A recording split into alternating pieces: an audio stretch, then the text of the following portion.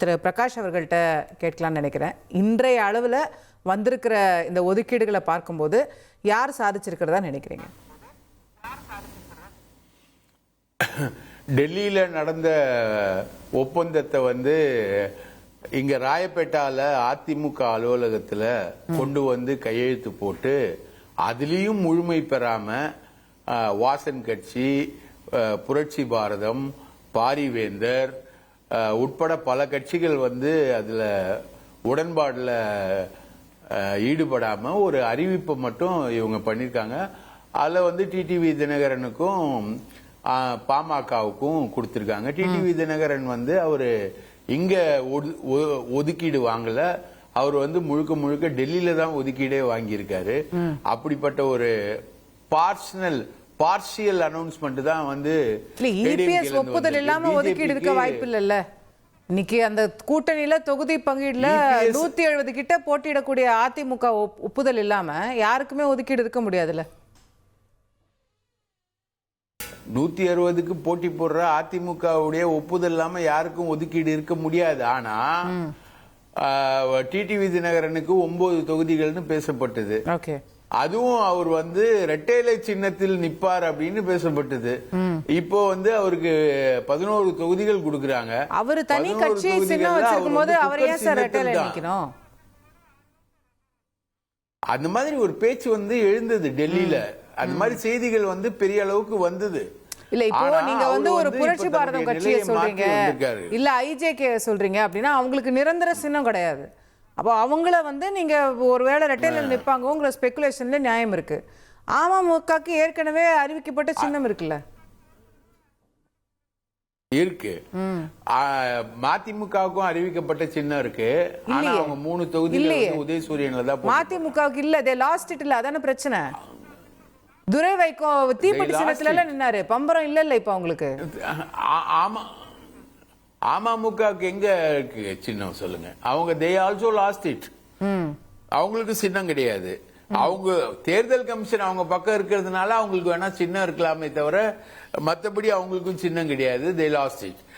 But they are still contesting on குக்கர்னு வச்சுக்கோங்களேன். இது வந்து பார்ஷியல் அனௌன்ஸ்மெண்ட் தான். இப்ப புதன்கிழமை பிரச்சாரத்துக்கு போறாங்க, எல்லா வேலையும் பார்க்கணும். இன்னும் ஜி.கே. வாசனுக்கு எத்தனை தொகுதினே சொல்லவே இல்லையே. ஜி.கே. வாசன் வந்து தன்னுடைய அதிருப்தியை வந்து மிக கடுமையாக தெரிவிச்சுக்கிட்டு இருக்காரு.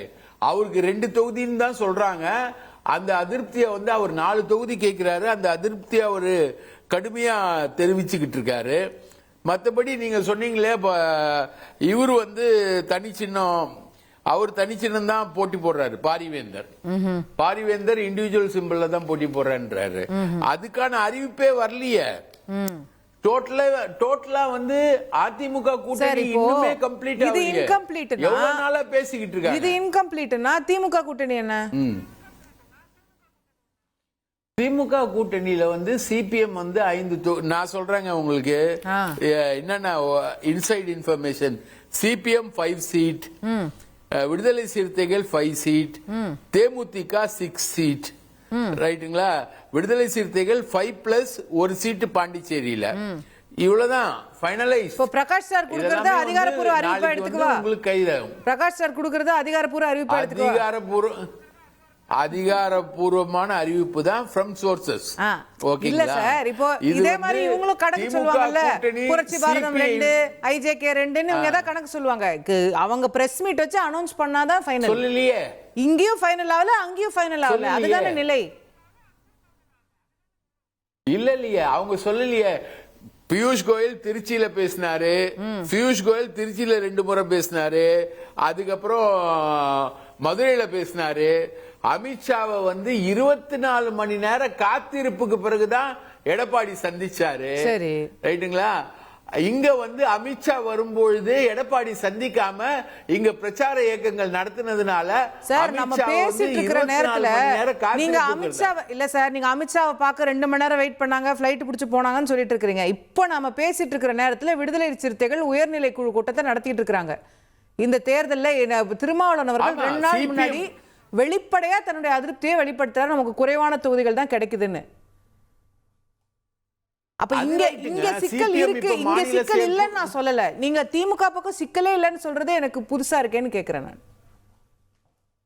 இல்ல மேடம், திமுக பக்கம் அவங்க நிறைய புதிய கட்சிகளை சேர்த்திருக்காங்க, புதிய வரவுகள் இருக்கு. ரெண்டு புதிய கட்சிகளை சேர்த்திருக்காங்க சார். ஒன்னு தேமுதிக, ஒன்னு மக்கள் நீதி புரிஞ்சுக்குது. ரெண்டு புது கட்சி தான். ஆமாங்க, ரெண்டு புதிய கட்சி. அது இல்லாம காங்கிரஸ்க்கு அடிஷனலா கொடுக்கப்பட்ட தொகுதிகள் 3 பிளஸ் 2 பிளஸ் 6 எவ்வளவு ஆச்சு? 11 தொகுதிகள் அவங்களுக்கு ஷார்ட் டிஎம்கேக்கு. அந்த 11 தொகுதிகளை அவங்க சம பண்றாங்க. கூட்டணி கட்சிகளோட பேசி 6 தொகுதி சிபிஎம் போட்டிட்டு அதுக்கு 5 தொகுதின்னு சொல்றாங்க. சிபிஎம் கேட்டகாரிக்கலா சொல்லிட்டாங்கல்ல, நாங்கள் திமுக கூட்டணியை விட்டு வெளியேறவில்லை. எங்கேயாவது விடுதலை சிறுத்தைகள் நாங்கள் திமுக கூட்டணியை விட்டு வெளியேறோம்னு சொல்றாங்களா? ஒரே ஒரு கேஷுவாலிட்டி தான் சொல்லிருக்காரா வெளியேறோம்னு? வேல்முருகன் ஜிகே வாசன் சொல்லிருக்காரா? ஐஜேகே பாரியேந்தர் சொல்லிருக்காரா? யார் சொல்லிருக்காங்க சார்? இங்கேயும் யாரும் வெளியேறன்னு சொல்ல, அங்கேயும் யாரும் வெளியேறன்னு சொல்ல. இங்கேயும் இழுபறி, அங்கேயும் இழுபறி. சரி, ரெண்டையும் சொன்னா சரி. இழுபறின்ற இல்ல மேடம், ரெண்டும் இழுபறின்னு நீங்க சொல்றது ஒரு டேர்ம். இது கொள்கைக்கான கூட்டணி, கொள்கைக்கான இழுபறி, கொள்கைக்கான அட்ஜஸ்ட்மெண்ட் தான் இங்க. ஆனா ஆமா, கொள்கைக்காக இழுபறி. சரி சரி. ஆமா, நான் கொள்கை இழுபறி தாங்க சார்.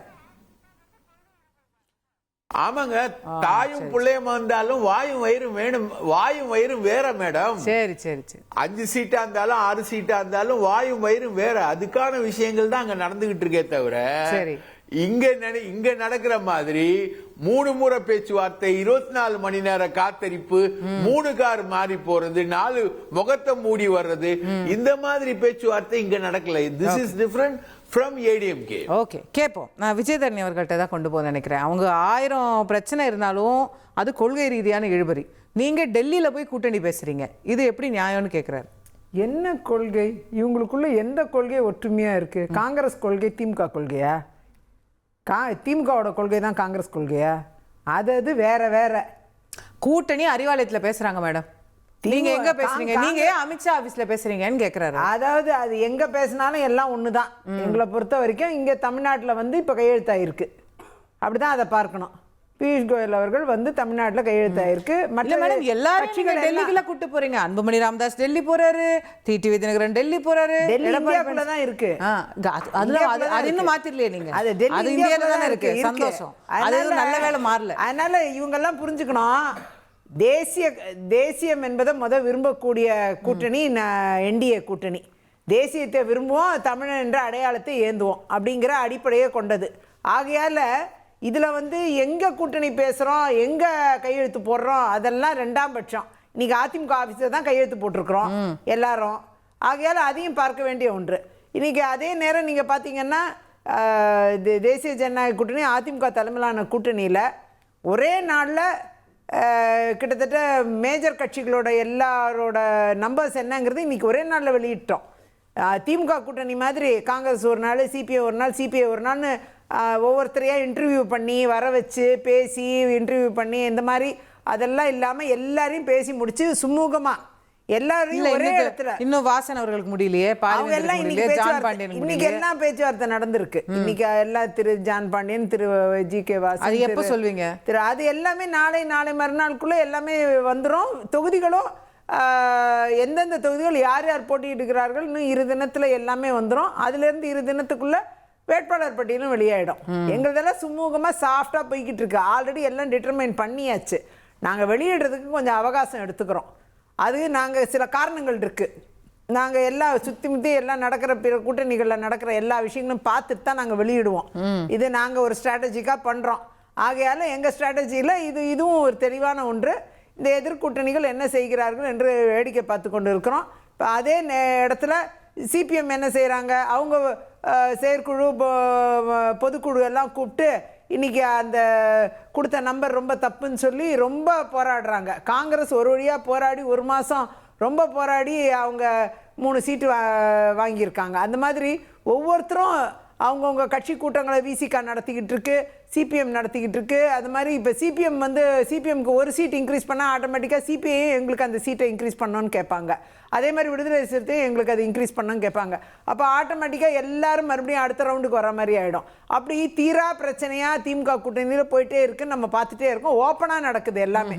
அதே நேரம் எங்களோட கூட்டணியில் எல்லாமே சுமூகமாக பேசி முடிக்கப்பட்டு சுமூகமாக ஒரே நாளில் இன்னைக்கு மேஜர் கட்சிகள் எல்லாரோட நம்பரையும் சொல்லிட்டோம். அதே மாதிரி மற்ற கட்சிகள் இணைந்திருக்கக்கூடிய கட்சிகள் எல்லாருடைய நம்பரையும் ஒரே நாளில் நாளைக்கோ நாளை மறுநாள் தெரிஞ்சிடும். எந்தெந்த தொகுதிகள்னா அதுக்கு அடுத்த நாளே தெரிஞ்சிடும். ஓகே, எல்லாம் சொல்லிடும். வேட்பாளர் அறிவிப்பு 30ஆம் தேதிக்கு முன்னாடியே ஆகிடும். ஓகே, நாமினேஷன் வரைக்கும் வெயிட் பண்ண டேட் ஸ்டார்ட் ஆகிறதுக்கு முன்னாடியே கூட வேட்பாளர் அறிவிப்பு மெஜாரிட்டி எல்லா கட்சியும் பண்ணிடுவாங்க. சரி, அதை திமுக கூட்டணியில் வேட்பாளர் அறிவிப்பு கடைசி நாள் வரைக்கும் இழுத்துட்டு போகும். ஓகே.